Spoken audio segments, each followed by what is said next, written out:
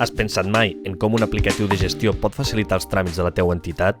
Podria ajudar-te oferint recordatoris en aspectes econòmics, amb els impostos, assegurances i pòlisses, així com en qüestions associatives i estatutàries de l'entitat, com el registre de persones sòcies actives i inactives, portar un control sobre les assemblees i els punts adoptats, i també agilitzar els processos de participació interns per a donar veu a tots els associats. Doncs no ho penses més, ja que l'aplicatiu de gestió d'Impuls pot fer-ho. Des del mòdul de fitxa podràs configurar les dades bàsiques que et serviran per generar la resta de documentació important, així com configurar dades bancàries i dates de rellevància i avisos sobre impostos i quan fer-ne la presentació. A més, podràs configurar altres obligacions a les quals pot estar subjecta l'entitat, assegurant que no te n'oblides.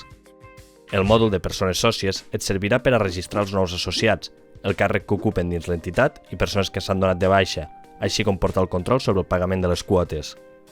Amb el mòdul de reunions i actes podràs convocar les reunions de la teua entitat, filtrant per grup d'interès i enviant l'ordre del dia a totes les persones sòcies de manera automàtica.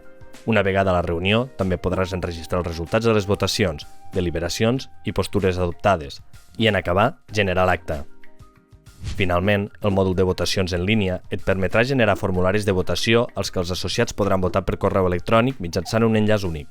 Amb això, podràs controlar el quòrum sobre quantes persones han votat.